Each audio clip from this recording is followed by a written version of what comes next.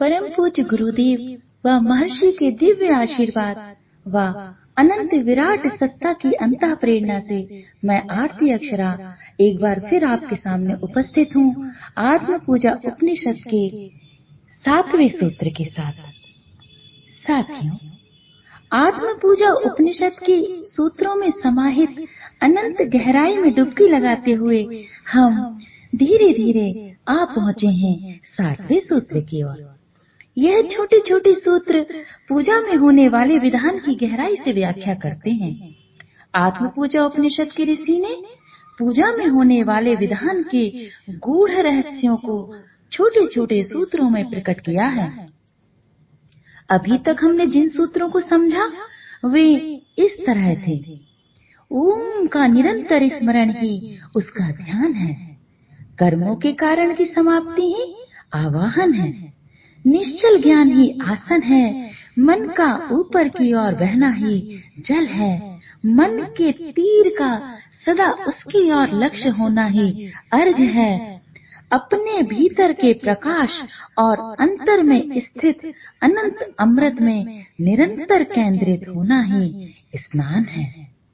7वां सूत्र है सर्वत्र भावना गंधा, अर्थात हर तरफ उसकी अनुभूति होना ही पूजा की गंध है।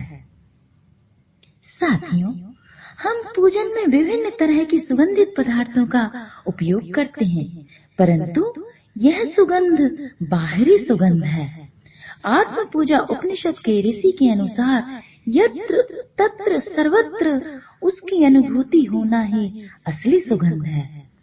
जिस प्रकार एक पुष्प खिलता है तो उसकी सुगंध बिना किसी प्रयास के सर्वत्र फैल जाती है, तो वह परमपिता परमात्मा तो सदा सदा से पूर्ण विकसित विशुद्ध सुगंधित पुष्प है।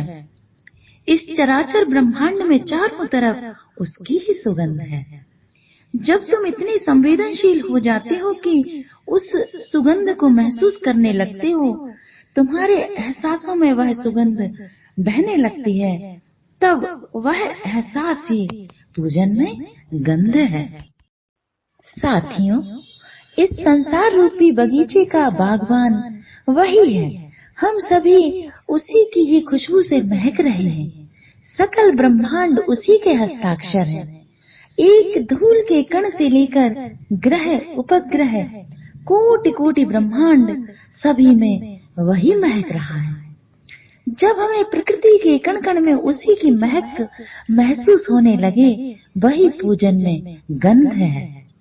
बाहर से उपयोग में लाई गई गंध की सामग्री तो थोड़ी देर बाद या कुछ समय पश्चात खत्म हो जाएगी, लेकिन उस शाश्वत सत्ता की महक अविरल अनंत धारा के रूप में समष्टि में व्याप्त है।